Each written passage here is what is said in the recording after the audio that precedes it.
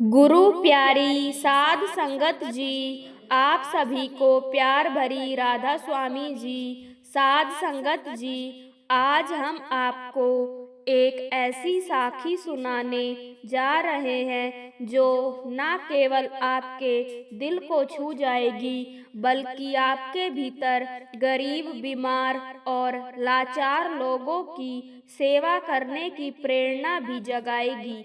यह साखी हमें यह सिखाती है कि सच्ची सेवा और प्रेम से दूसरों के दुख को कैसे दूर किया जा सकता है।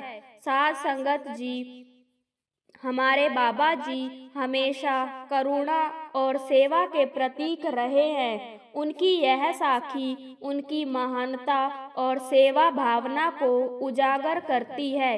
एक बार की बात है, बाबा जी संगत को तारने और अपने दिव्य दर्शन देने के लिए गांव-गांव और शहर-शहर जा रहे थे।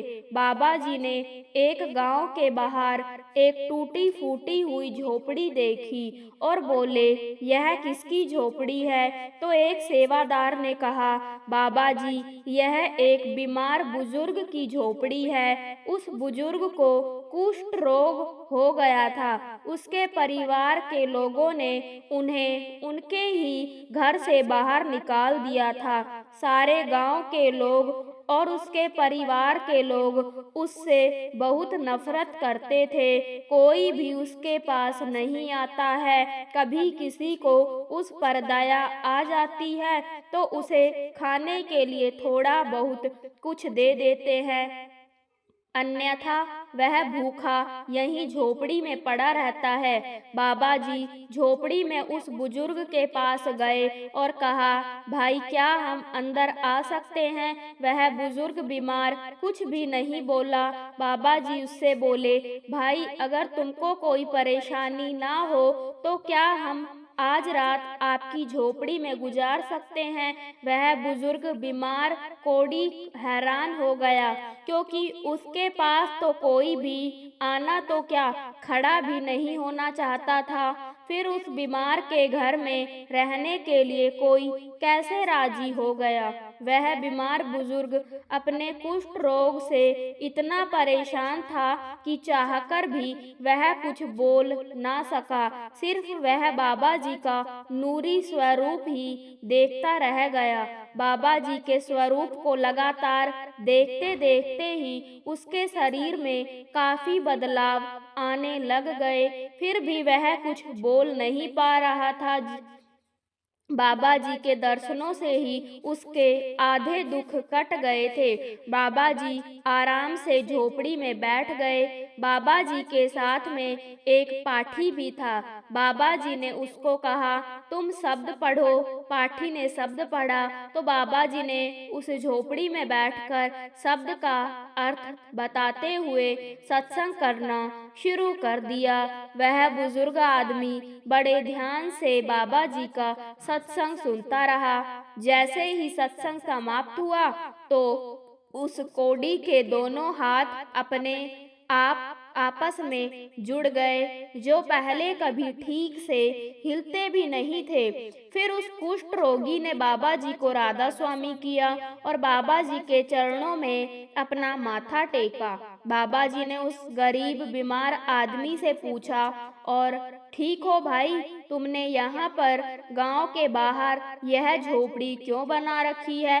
तो उस कोढ़ी ने कहा, बाबा जी, मैं बहुत बदकिस्मत हूँ। मुझे कुष्ठ रोग हो गया है, इसलिए सारे गांव के लोग मुझसे बहुत नफरत करते हैं।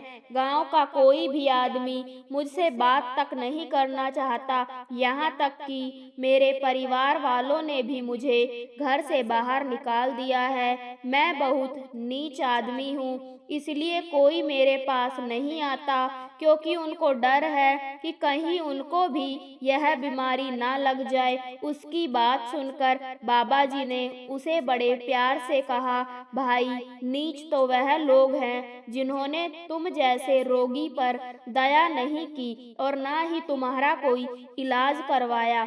अगर वह तुम्हारा ठीक से इलाज करवाते, तुम्हारी सेवा करते तो तुम जल्दी ही ठीक हो जाते, क्योंकि अब इस बीमारी का इलाज संभव है। उन्होंने तुमको यहाँ पर बिल्कुल अकेला छोड़ दिया मरने के लिए। बाबा जी बोले, मेरे पास आकर बैठ जरा, मैं भी तो देखूं कहाँ पर है, तुझे कौन। जैसे ही वह बीमार उठकर बाबा जी के नजदीक आने के लिए खड़ा हुआ तो कुल मालिक की ऐसी दया मेहर की नजर पड़ी कि उस कोड़ी का कोड उसी समय बिल्कुल ठीक हो गया। यह सब देखकर वह रोते रोते बाबा जी के चरणों में गिर गया।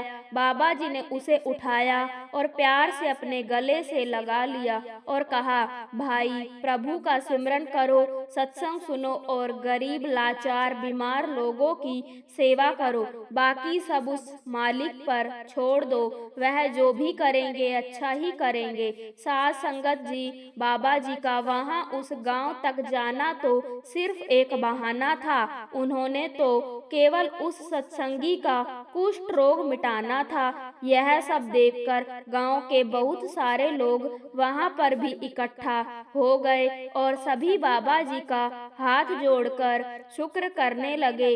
इसी के साथ एक छोटी सी साखी और है। एक बार बाबा जी किसी मेजर सेंटर में सत्संग करने गए तो उन्होंने ड्राइवर को कहा, भाई मेरे को किसी घड़ी वाली दुकान पर लेकर चल। उसने कहा, जी मालिक। ड्राइवर बाबा जी को घड़ी की किसी बड़ी दुकान पर ले गया। बाबा जी बोले, नहीं, इधर पास गली में देख, शायद कोई घड़ी की दुकान हो। ड्राइवर के साथ जो सेवादार था वह जाकर देखकर आया कि गली में घड़ी की एक दुकान है। तो बाबा जी गाड़ी से उतरकर उस दुकान पर गए और बोले, भाई कोई अच्छी सी घड़ी दिखा दो। दुकान पर जो लड़का खड़ा था वह बाबा जी को घड़ी दिखाने लगा। वह लड़का बार बार बाबा जी को एक जैसी घड़ियां ही दिखाता जा रहा था। बाबा जी के साथ खड़े सेवादार ने कहा, भाई कोई बढ़िया सी घड़ी दिखाओ। तभी बाबा जी बोले, लगता है यह काफी परेशान है। बाबा जी ने उससे प्यार से पूछा, क्या बात है बेटा, तू परेशान क्यों लग रहा है? क्योंकि बाबा जी तो सब जानते थे। वह लड़का बोला, आज हमारे शहर में व्यास वाले बाबा जी सत्संग करने के लिए आ रहे हैं। मेरा मालिक मुझको दुकान संभालने के लिए कहकर यहाँ पर छोड़कर चला गया है। मैं भी व्यास वाले बाबा जी का सत्संग सुनना चाहता था। मैंने उनके बारे में लोगों से बहुत कुछ सुना है, इसीलिए मैं भी उनके दर्शन करना चाहता था। वह अंदर से इतना परेशान था कि रोने लग गया। तो बाबा जी के साथ जो सेवादार था बोला, भाई तू रोता क्यों है? तू यहीं पर ही उनके दर्शन कर ले। वह रोते रोते बोला, क्या? तो सेवादार ने कहा, हाँ भाई हाँ, यही तो है व्यास वाले बाबा जी। उनसे तेरी तरफ देखी नहीं गई और तुझे दर्शन देने के लिए उनको यहाँ पर तुम्हारी दुकान पर आना पड़ा। उस लड़के के मुंह से आवाज भी नहीं निकल रही थी। वह जल्दी से काउंटर से बाहर आकर बाबा जी के चरणों में गिर गया और बोला, सतगुरु जी, आपको मुझसे मिलने के लिए यहाँ पर आना पड़ा। आपका बहुत बहुत शुक्रिया। मैंने तो सोचा भी नहीं था कि मुझे कभी आपके दर्शन होंगे। बाबा जी ने उसे अपने गले से लगा लिया और माला माल कर दिया। ऐसे हैं हमारे प्यारे प्यारे बाबा जी, जो हमारे अंदर की तड़फ को देख लेते हैं और दर्शन देने के लिए कहीं पर भी पहुंच जाते हैं। वह लड़का बाबा जी का बार बार शुक्रिया करने लगा। शुक्र मालिक, शुक्र अदा किया। साध संगत जी, अगली साखी को भी अंत तक सुने जी। साध संगत जी, एक बहुत ही प्यारी साखी है जिसमें जीवन का सच है। अगर आपने समझ लिया तो जीवन आसान हो जाएगा। एक आदमी के घर एक सन्यासी मेहमान बनकर आया। वह सन्यासी बहुत से देशों की यात्रा कर चुका था। बातचीत करते करते सन्यासी ने उस आदमी से कहा, क्या तुम छोटी मोटी खेती में लगे रहते हो? दूर देश की यात्रा पर जब मैं निकला था तो मैंने देखा वहाँ तो जमीन इतनी सस्ती है कि लगभग मुफ्त में ही मिल जाती है। तुम यह जमीन बेच बाच के यहाँ छोड़ छाड़ के माधेश्वरी चले जाते, वहाँ तुम्हें इतनी जमीन के बदले हजारों एकड़ जमीन मिल जाएगी। वहाँ करो खेती बाड़ी, वहाँ की जमीन बहुत उपजाऊ है और वहाँ के लोग तो इतने सीधे साधे हैं कि तुम्हें मुफ्त में ही जमीन दे देंगे। बस फिर क्या था, आदमी के मन में लालच जाग गया।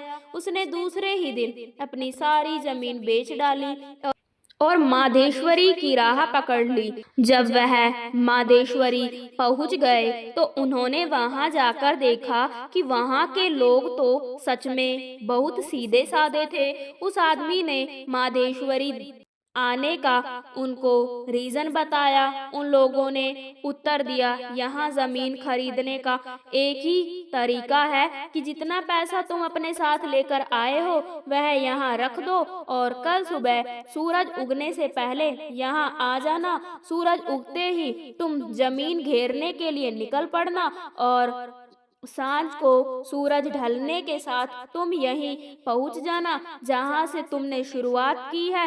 तुम जितनी जमीन घेर सकते हो घेर लेना, जितना तुम चलते जाओगे उतनी जमीन तुम्हारी होती जाएगी। बस एक बात का ख्याल रखना, सूरज उगने से पहले जहां से शुरू किया है सूरज डूबने से पहले वहीं खत्म करना होगा। रात भर सो नहीं सका वह आदमी, रात भर योजना बनाता रहा कि कितनी जमीन घेरे। सूरज निकलते ही वह आदमी भागने लगा, साथ में रोटी भी ले ली, पानी भी ले लिया। सारा गांव इकट्ठा हो गया और वह भागता हुआ सोचता है कि चलते चलते खा लेगा, चलते चलते पानी पी लेगा, रुक कर खाने का क्या मतलब है, समय खराब होगा, ज्यादा से ज्यादा जमीन जो घेरनी है। बस तो फिर क्या था, बस दौड़ना था। चलने से आधी जमीन घिरेगी और दौड़ने से दुगनी। उसने सोचा कि 12 बजे तक वापसी शुरू कर देगा ताकि सही समय पर वापस पहुंच सके।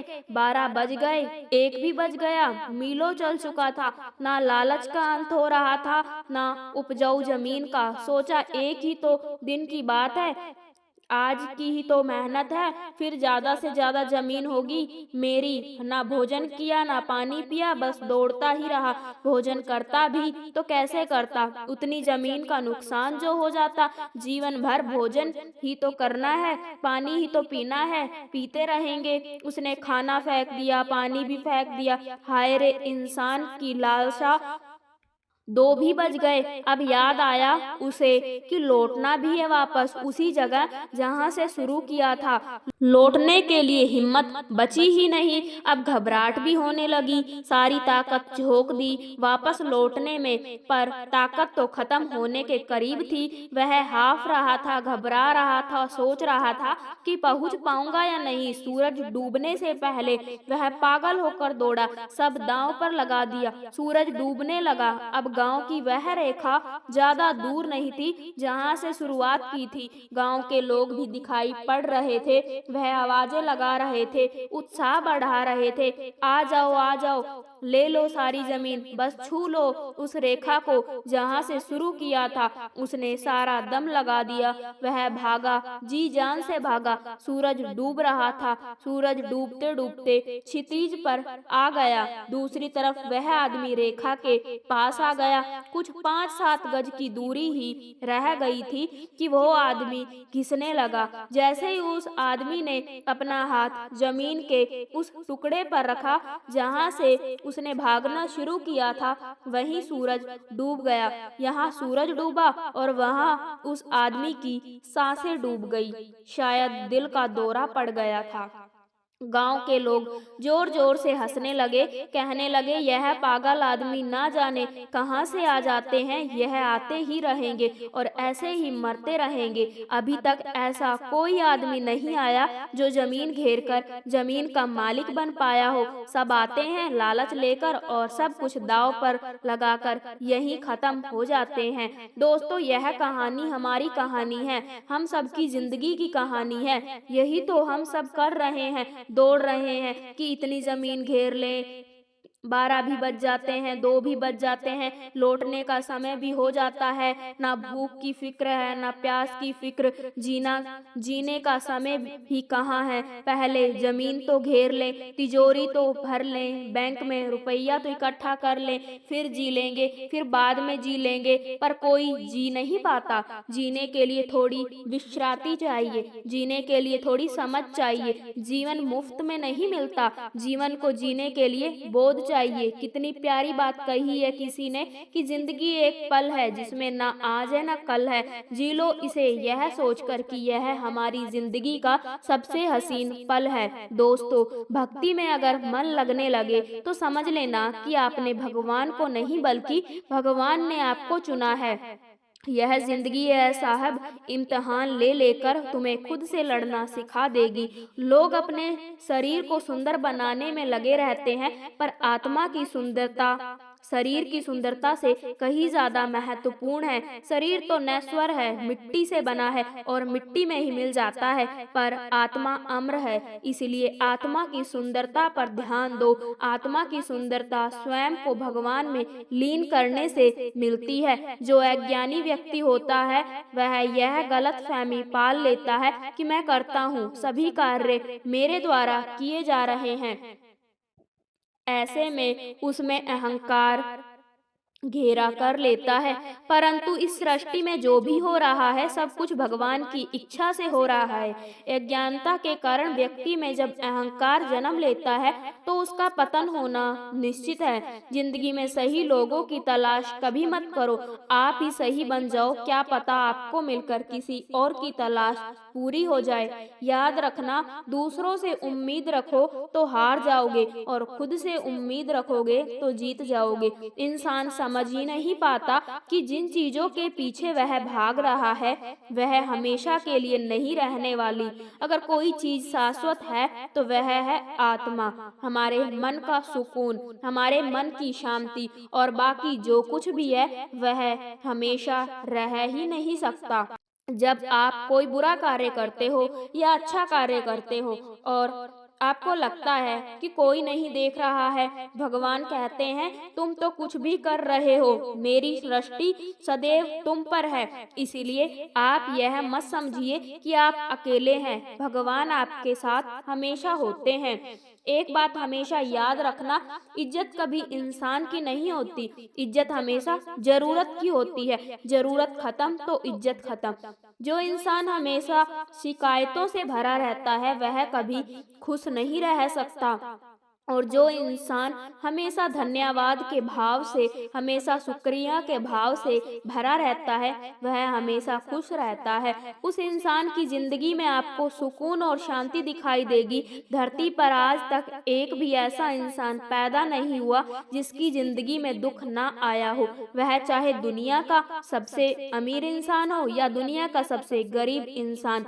यहाँ तक कि प्रभु श्री राम और प्रभु श्री कृष्ण को भी अपने जीवन में काफी दुखों का सामना करना पड़ा था, लेकिन कहते हैं जिस नजर से आप इस दुनिया को देखते हो वैसे ही यह दुनिया आपको दिखाई देगी। इसलिए हर हालत में खुश रहना सीखो, क्योंकि खुशी एक ऐसी चीज है जो आपको उम्मीद और ताकत देती है। संसार में परेशानी देने वालों की हस्ती कितनी भी बड़ी क्यों ना हो, पर भगवान की कृपा दृष्टि से बड़ी नहीं होती। आलसी व्यक्ति कभी भी सफल नहीं हो सकता। जिसे अपने जीवन में आराम प्यारा है उसे मेहनत करना अच्छा नहीं लगता।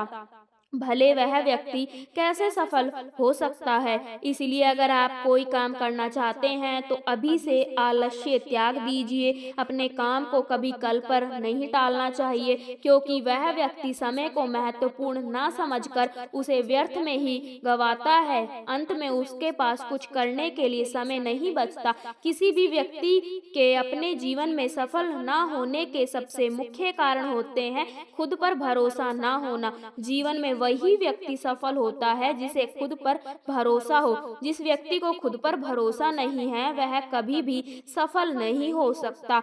श्री कृष्ण कहते हैं, मनुष्य का जीवन रथ के समान होता है।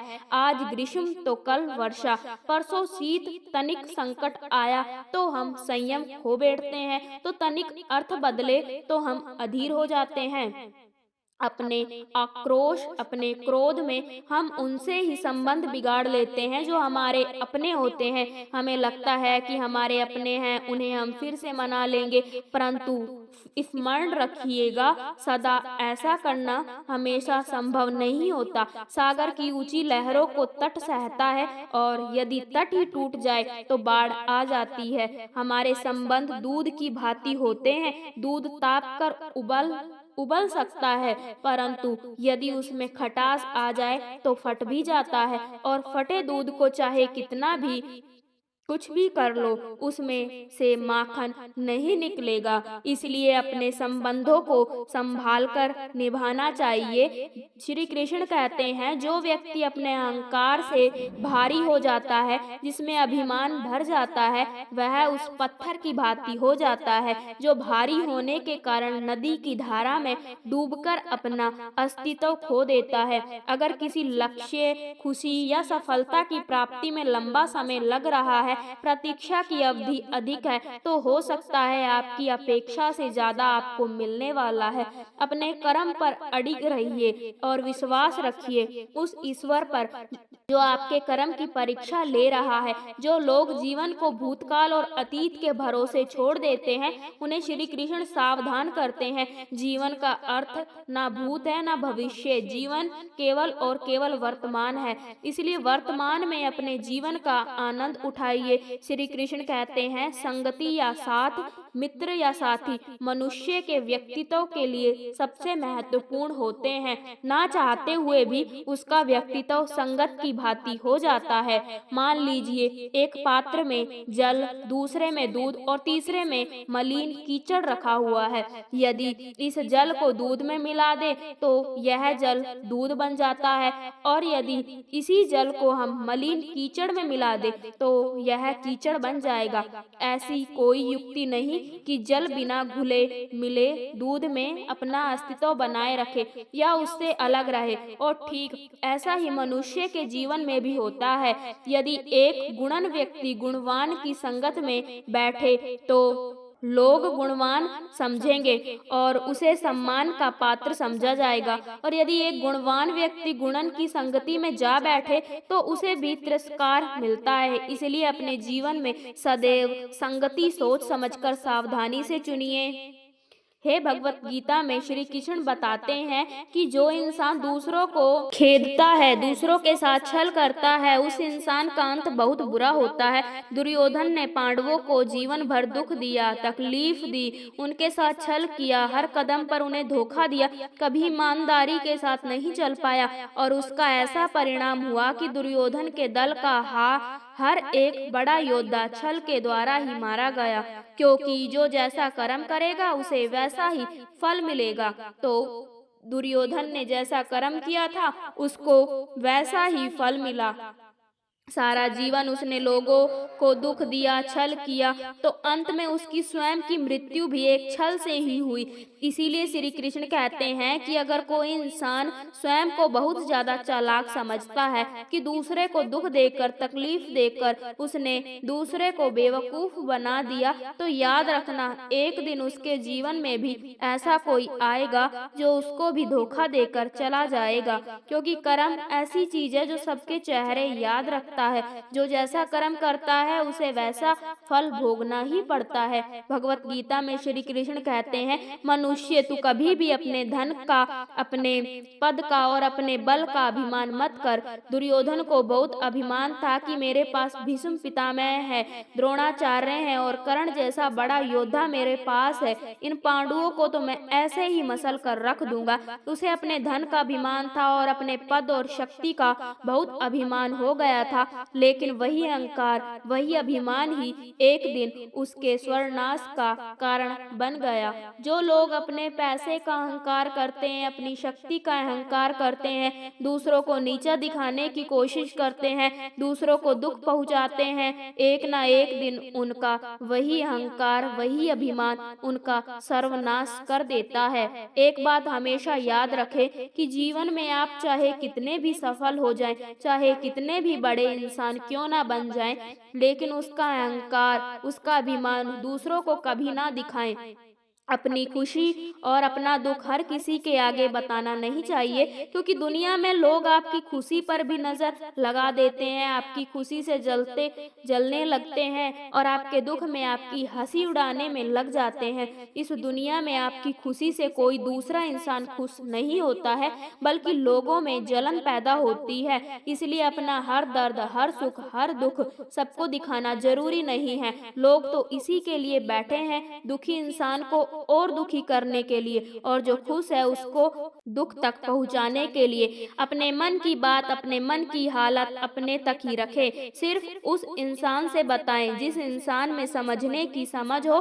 सब कुछ किताबों से ही सीखने को नहीं मिलता, मतलबी लोगों से भी बहुत कुछ सीखने को मिलता है।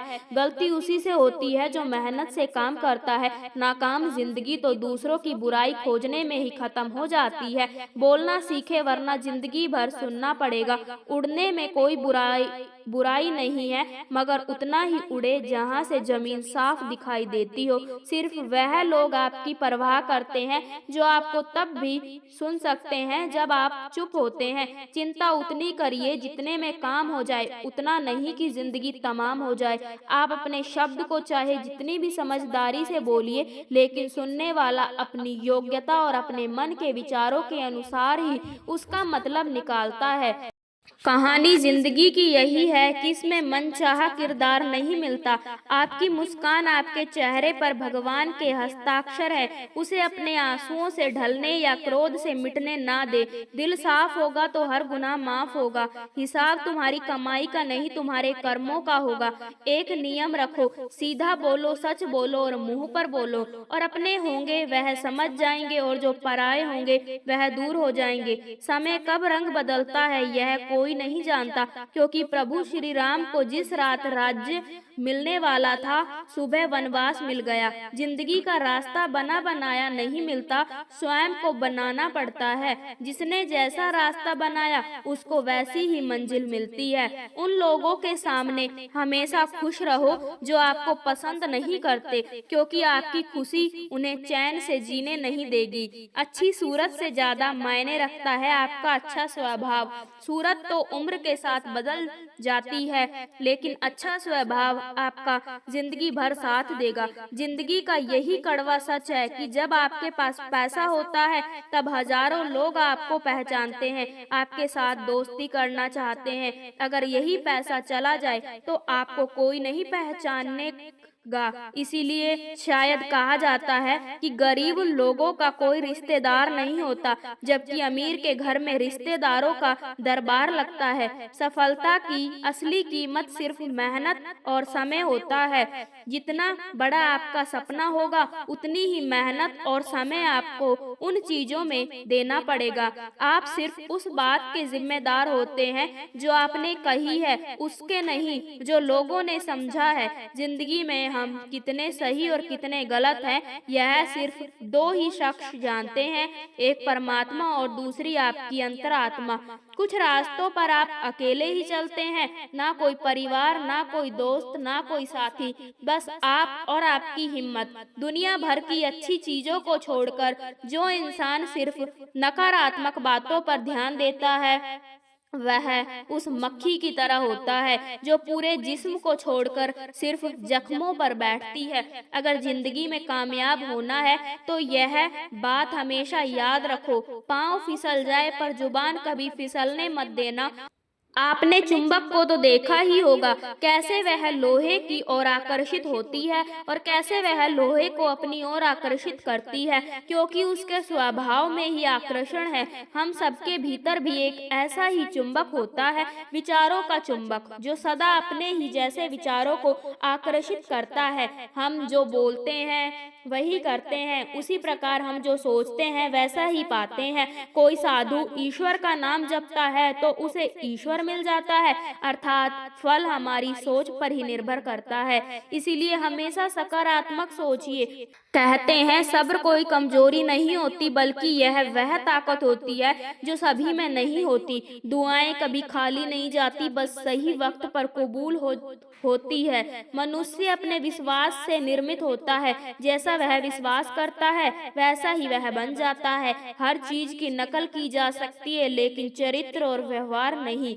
अपनी सोच को काबू में रखिए, क्योंकि आपकी सोच ही असलियत का रूप लेगी। अगर नीयत अच्छी हो तो नसीब कभी बुरा नहीं होता। वक्त बनाने वाले को जरा सा वक्त देकर देखो, वह आपका वक्त बदल देगा। दिमाग में विचारों की भीड़ जितनी कम होगी, जिंदगी का सफर उतना ही आसान होगा। मन का झुकना भी बहुत जरूरी है, सिर्फ सर झुकाने से भगवान नहीं मिलते।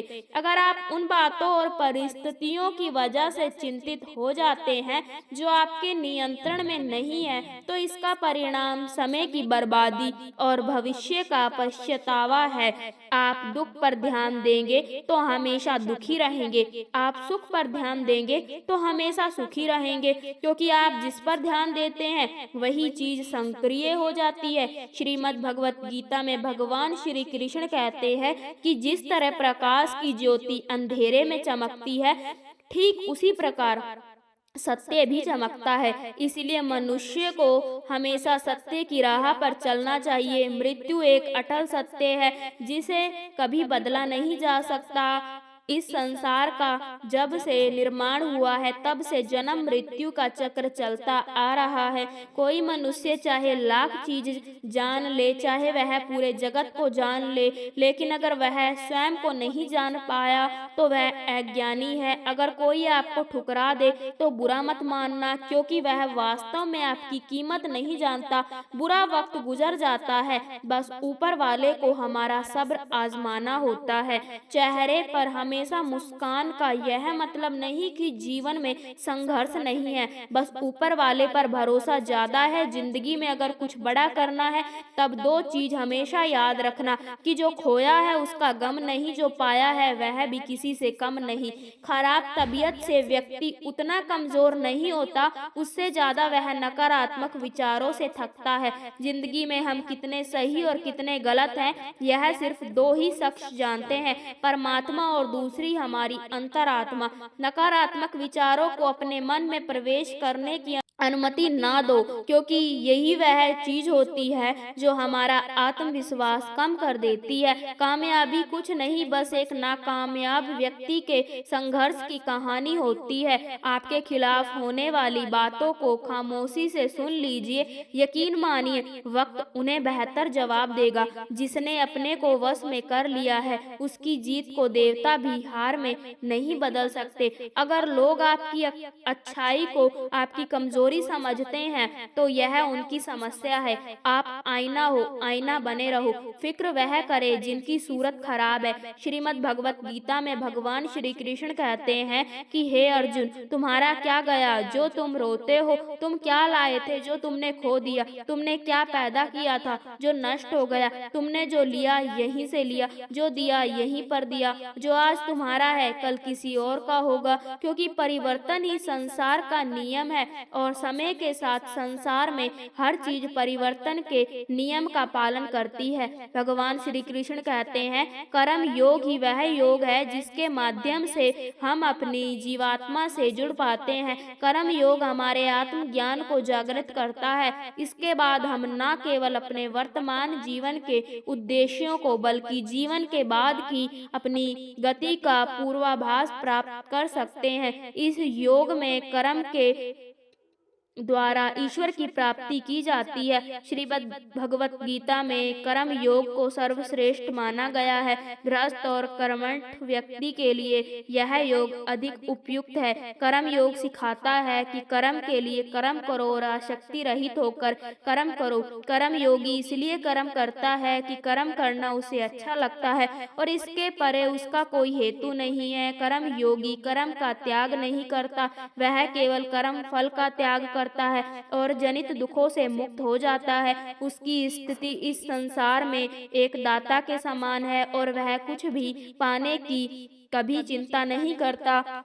वह जानता है कि वह दे रहा है और बदले में कुछ मांगता नहीं और इसलिए वह दुख के चंगुल में नहीं पड़ता। संसार का कोई कार्य ब्रह्म से अलग नहीं है, इसलिए कार्य की प्रकृति कोई भी हो, निष्काम कर्म सदा ईश्वर को ही समर्पित हो जाता है। हे अर्जुन, पुनर्जन्म का कारण वासनाओं या अतिरिक्त कामनाओं का संचय है। कर्म योगी कर्म फल के चक्कर में ही नहीं पड़ता, अतः वासनाओं का संचय भी नहीं होता। इस प्रकार कर्म योगी पुनर्जन्म के बंधन से भी मुक्त हो जाता है। भगवान श्री कृष्ण कहते हैं, मनुष्य का मन वायु की तरह चंचल है। यह मन ही है जो मनुष्य को काम वासनाओं की तरफ भटकता रहता है। अगर जीवन को सफल बनाना है तो मन पर काबू करना बहुत जरूरी है। मन को वश में करने से दिमाग की शक्ति केंद्रित होती है, जिससे कार्यों में सफलता मिलने लगती है। गीता के अनुसार जिस व्यक्ति ने अपने मन पर काबू पा लिया, वह मन में पैदा होने वाली बेकार की चिंताओं और इच्छाओं से भी दूर रहता है। साथ ही वह व्यक्ति अपने लक्ष्य को भी आसानी से प्राप्त कर लेता है। अगर मन को वश में नहीं करोगे तो वह तुम्हारा सबसे बड़ा शत्रु बन जाएगा। भगवान कहते हैं, जो मनुष्य सुख और दुख में शांत रहता है, जिसके राग भय और क्रोध नष्ट हो गए हैं, जो मनुष्य शुभ और अशुभ वस्तु को पाकर ना प्रसन्न होता है और ना द्वेष करता है, जिन्होंने अपनी इंद्रियों को वश में कर लिया है, वह स्थिर बुद्धि मनुष्य मुनि के समान है। ऐसा मनुष्य स्थिर चित्त और इंद्रियों को वश में करके ज्ञान द्वारा परमात्मा को प्राप्त करके हमेशा संतुष्ट रहता है। क्रोध मनुष्य को नरक की ओर ले जाने वाला द्वार है। क्रोध करने से व्यक्ति का मन अशांत हो जाता है और उसकी स्मरण शक्ति भ्रमित हो जाती है। स्मृति में विभ्रम होने से उसकी बुद्धि नष्ट हो जाती है और फिर व्यक्ति का पतन हो जाता है। भगवान श्री कृष्ण कहते हैं, मनुष्य को क्रोध करने से बचाना चाहिए। जितना भी गुस्सा आए, स्वयं को शांत रखने का प्रयास करे। जिस प्रकार समुद्र की स्थिति अचल है, भारी से भारी आंधी तूफान आने पर या अनेक नदियों के जल प्रवाह उसमें प्रविष्ट होने पर भी वह अपनी स्थिति से विचलित नहीं होता, मर्यादा का त्याग नहीं करता, उसी प्रकार परमात्मा के स्वरूप में स्थित योगी की स्थिति भी सर्वथा अचल होती है। बड़े से बड़े सांसारिक सुखों दुखों का संयोग वियोग होने पर भी उसकी स्थिति में जरा भी अंतर नहीं पड़ता। वह योगी परमात्मा में नित्य निरंतर अटल और एक रस स्थित रहता है। जो मनुष्य संपूर्ण कामनाओं को त्याग कर ममता रहित अहंकार रहित और रहित होकर विचरण करता है, वही मनुष्य शांति को प्राप्त कर पाता है। जो दर्द आज सह रहे हो, आगे चलकर वही तुम्हारी ताकत बनेगा।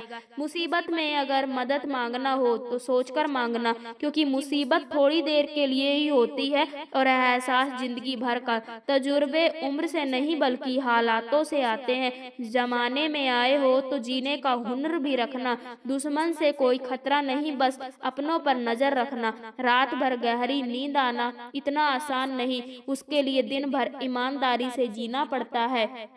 अपनी कमियों को सिर्फ हम दूर कर सकते हैं और कोई नहीं, बाकी सब केवल इनका फायदा उठाना जानते हैं। समय के पास इतना समय नहीं कि वह आपको दोबारा समय दे सके। जो बदला जा सके उसे बदलिए, जो बदला ना जा सके उसे स्वीकार कीजिए और जो स्वीकार ना किया जा सके उससे दूर हो जाइए, लेकिन खुद को खुश रखिए। वह भी एक बड़ी जिम्मेदारी है। जब हम अपने रिश्तों के लिए वक्त नहीं निकाल पाते, तब वक्त हमारे बीच से रिश्ता निकाल देता है। जो आपकी बुराई करते हैं उन्हें करने दो, केवल बुराई वही करते हैं जो बराबरी नहीं कर सकते। झूठ भी कितना अजीब है, खुद बोलो तो अच्छा लगता है और दूसरे बोले तो गुस्सा आता है। अगर खुश रहना चाहते हो तो लोगों की बातों पर कम और अपने विचारों पर ज्यादा ध्यान दे। भगवान पर विश्वास बिल्कुल उस बच्चे की तरह करो जिसको हवा में उछालो तो वह हंसता है, डरता नहीं, क्योंकि वह जानता है कि आप उसे गिरने नहीं दोगे। श्रीमद् भगवत गीता में भगवान श्री कृष्ण कहते हैं कि हे अर्जुन, मेरा इन तीनों लोकों में ना तो कुछ कर्तव्य और ना ही कोई वस्तु मेरे प्राप्त करने योग्य है, फिर भी मैं कर्म करते हुए अपने कर्तव्य का निर्वाह करता हूँ। हे पार्थ, यदि मैं कर्मों को करने में सावधानी ना बरतूं तो बड़ा अनर्थ हो जाएगा, क्योंकि मनुष्य सब प्रकार से मेरे ही मार्ग का अनुसरण करते हैं। यज्ञ से बचे हुए अन्न को खाने वाले श्रेष्ठ पुरुष सब पापों से मुक्त हो जाते हैं, और जो पापी लोग अपना शरीर पोषण करने के लिए ही अन्न पकाते हैं वह तो पाप को ही खाते हैं। अर्थात जो लोग ईश्वर को याद किए बिना अपने जिंदा रहने में ही लगे रहते हैं उन्हें चोर समझना चाहिए। केवल ज्ञान ही एक ऐसा अक्षय तत्व है जो कहीं भी किसी भी अवस्था में और किसी भी हाल में मनुष्य का साथ नहीं छोड़ता। धरती पर जिस प्रकार मौसम बदलाव आता है उसी प्रकार जीवन में भी सुख दुख आता जाता रहता है। युद्ध हो या जीवन सफलता केवल 3 शस्त्रों से प्राप्त होती है, धर्म, धैर्य और साहस। सेवा सबकी कीजिए मगर आशा किसी से मत रखिए, क्योंकि सेवा का सही मूल्य भगवान ही दे सकता है, इंसान नहीं। साफ हो तो एक लोटा जल भी कबूल है, वरना दिखावे के तो 5 भोग भी फिजूल है। कहाँ मिलता है कोई ऊपर वाले के सिवा समझने वाला, जो भी मिलता है बस समझकर चला जाता है। भगवान के फैसले पर कभी शक मत करना। अगर सजा मिल रही है तो गलती भी अवश्य ही होगी। अगर आप सही हो तो कुछ सही साबित करने की कोशिश ना करो, बस सही बने रहो। गवाही खुद वक्त देगा। वहाँ बैठकर रोना बहुत सुकून देता है जहाँ कृष्ण के सिवाय कोई और सुनने वाला ना हो। जितना इंतजार वह आपसे करवा रहा है, समय आने पर वह इतना देगा कि संभाल भी नहीं पाओगे। मित्रता आवश्यक है, संबंध भी आवश्यक है, परंतु जीवन की कठिन परिस्थिति यह दर्शाती है कि अकेले रहने की कला का आना भी आवश्यक है। दीपक का जीवन इसलिए वंदनीय नहीं है कि वह जलता है, बल्कि इसलिए वंदनीय है कि वह दूसरों के लिए जलता है, दूसरों से नहीं जलता। जीवन में कभी मौका मिले तो किसी के लिए सारथी बनना, स्वार्थी नहीं। किससे कब और कितना बोलना है, अगर तुमने यह समझ लिया तो तुम अपनी जिंदगी के सार्थक बन चुके हो। कामयाबी और नाकामयाबी दोनों जिंदगी के हिस्से हैं और दोनों स्थायी नहीं है। जिंदगी की आधी शिकायतें यूं ही दूर हो जाएगी अगर लोग एक दूसरे के बारे में बोलने की जगह एक दूसरे से बोलना सीख जाएंगे। विश्वास किसी पर इतना करो कि वह तुम्हारे साथ छल करते समय खुद को दोषी समझे, और प्रेम किसी से इतना करो कि उसके मन में सदैव तुम्हें खोने का डर बना रहे। 4 वेदों का अर्थ नहीं भी जानो तो कोई बात नहीं, लेकिन समझदारी, जवाबदारी, वफादारी और ईमानदारी, इन 4 शब्दों का मर्म जान लो तो भी जीवन सार्थक हो जाएगा। दुखों की प्राप्ति होने पर जिसके मन में उद्वेग नहीं होता, सुखों की प्राप्ति में जो सर्वथा मोह रहित है तथा जिसके राग, भय और क्रोध नष्ट हो गए, ऐसा मुनि स्थिर बुद्धि कहा जाता है। जिस प्रकार कछुआ सब ओर से अपने अंगों को जैसे समेट लेता है, वैसे ही जब पुरुष इंद्रियों के विषय से इंद्रियों को सब प्रकार से हटा लेता है तब उसकी बुद्धि स्थिर है। हे अर्जुन, जिस काल में तेरी बुद्धि मोह रूपी दलदल को भली भांति पार कर पाएगी, उस समय तू सुने हुए और सुनने में आने वाले इस लोक और परलोक संबंधी सभी भोगों से वैराग्य को प्राप्त हो जाएगा। हे पार्थ, धर्म से भरा हृदय धर्म का परामर्श देता है और अधर्म से भरा हृदय अधर्म का परामर्श देता है। कान्हा कहते हैं, दुष्ट लोगों की भलाई कभी नहीं करनी चाहिए, क्योंकि बिच्छू को आप कितना भी प्यार कर लो फिर भी वह डंक ही मारेगा। श्री कृष्ण कहते हैं, लोग तुम्हारी कद्र तभी करेंगे जब तुम भी भी उन्हें उन्हीं की तरह नज़रअंदाज करना सीख जाओगे। जिन्हें उधार लेने और दूसरों से एहसान लेने की आदत होती है, वह हमेशा तनाव में घिरे रहते हैं। उस इंसान की कद्र कम की जाती है ज़माने में जो दूसरे इंसान की कद्र नहीं करता। किसी को इतना भी सर पर मत बैठा लेना कि सर दर्द बन जाए, और किसी को इतनी भी खुशामद मत करना कि वह आपके लिए बेकद्र हो जाए। आईने में जो दिखता है उसके अलावा किसी पर आंख मूंद कर भरोसा मत करना, क्योंकि जो आज तक आपकी कद्र करना नहीं छोड़ रहे हो सकता है कल आपको बेइज्जत करने में कोई कसर ना छोड़े। दूर रहना उन लोगों से जो आपकी कद्र तब तक करते हैं जब तक काम हो। जल्दबाजी में कोई भी फैसला ना ले, क्योंकि जल्दबाजी में लिया गया फैसला अक्सर गलत हो जाता है।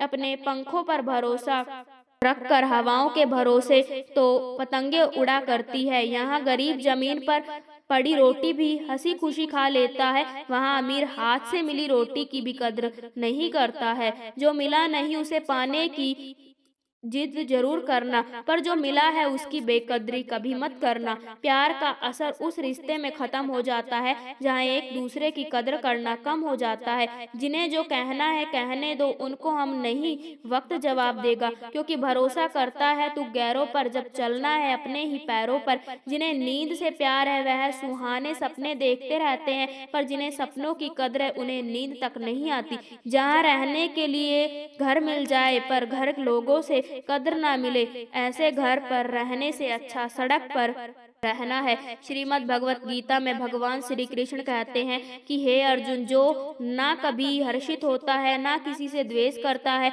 ना शोक करता है, ना कामना करता है, जो शुभ और अशुभ संपूर्ण कर्मों का त्यागी है, वह ज्ञानी मनुष्य मुझको अति प्रिय है। मुझे पाने के 3 तरीके हैं, ध्यान योग, ज्ञान योग और कर्म योग, और इन सब में कर्म योग सबसे प्रधान है। जिस प्रकार मनुष्य अपने पुराने वस्त्रों को त्याग कर नए वस्त्र धारण करता है, ठीक उसी प्रकार आत्मा पुराने व्यर्थ शरीर को त्याग कर नए शरीर को धारण करती है। यही प्रकृति का नियम है। इस सत्य को स्वीकार करके भय मुक्त होकर आज में जीना चाहिए। जो मनुष्य मुझे जान लेता है उसके लिए संसार में और कुछ भी जानना शेष नहीं रहता। ऐसा मनुष्य जन्म मरण के बंधनों से मुक्त हो जाता है। जो मनुष्य भगवान गीता को पढ़कर उस पर अमल करता है उसके सारे दुष्कर्म का प्रभाव समाप्त हो जाता है। जो भाग्य में है वह भाग कर आएगा, और जो भाग्य में नहीं है वह आकर भी भाग जाएगा। जैसे हवा के झोंके नाव को भटका देते हैं, वैसे ही मनुष्य की इच्छाएं बुद्धि को भटका देती है। खुशी के लिए काम करोगे तो खुशी नहीं मिलेगी, लेकिन खुश होकर काम करोगे तो खुशी जरूर मिलेगी। यह चिंता छोड़िए कि लोग आपके बारे में क्या सोच रहे हैं, वह तो स्वयं इस चिंता में डूबे हैं कि आप उनके बारे में क्या सोच रहे हैं। बिना झुके खाली होना लगभग नामुमकिन है। अगर अंदर से अहंकार खाली करना है तो झुकना ही एकमात्र उपाय है। जहाँ तक दिखाई दे रहा हो वहाँ तक जाइए। जब आप वहाँ पहुँचेंगे तो आप और आगे देख पाएंगे। आंसुओं में वह खामोश दुआ है जो सिर्फ परमात्मा सुन सकती है। हम जो हैं उसके जिम्मेदार हम खुद हैं, और जो हम बनना चाहते हैं वह बनने की शक्ति हम अपने अंदर रखते हैं। जब कोई अपना अगला कदम पहचानने लगता है तब बड़े परिवर्तन का आरंभ हो जाता है। अगर आसमान वाले से आपके रिश्ते मजबूत हो तो आप जमीन वाले आपका कुछ नहीं बिगाड़ सकते। मन अशांत है और उसे नियंत्रित करना कठिन है, लेकिन शांत रहकर इसे वश में किया जा सकता है। भरोसा रखें, हम जब कहीं किसी का अच्छा कर रहे होते हैं तब हमारे लिए भी कुछ अच्छा हो रहा होता है। यूं ही नहीं होती हाथ की लकीरों में के आगे उंगलियां। परमात्मा ने भी किस्मत से पहले मेहनत लिखी है। अच्छे व्यवहार का कोई आर्थिक मूल्य भले ही ना हो, लेकिन अच्छा व्यवहार करोड़ों दिलों को खरीदने की शक्ति रखता है।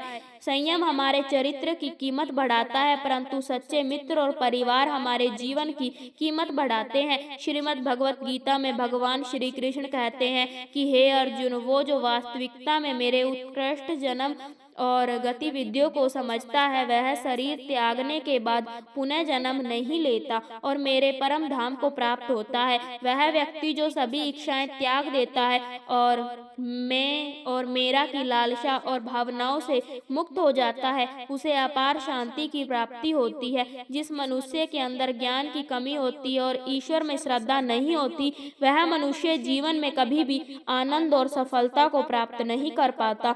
ईश्वर ने हमें जो कुछ भी दिया है वही हमारे लिए प्राप्त है और यही एक अटल सत्य भी है। संयम, सदाचार और सेवा, यह गुण सत्संग के बिना नहीं आते। कोई एक महापुरुष आत्मा को आश्चर्य की भांति देखता है, वैसा ही दूसरा कोई महापुरुष ही इसके तत्व का आश्चर्य की भांति वर्णन करता है तथा दूसरा कोई अधिकारी पुरुष ही इसे आश्चर्य की भांति सुनता है और कोई कोई तो सुनकर भी इसको नहीं जानता।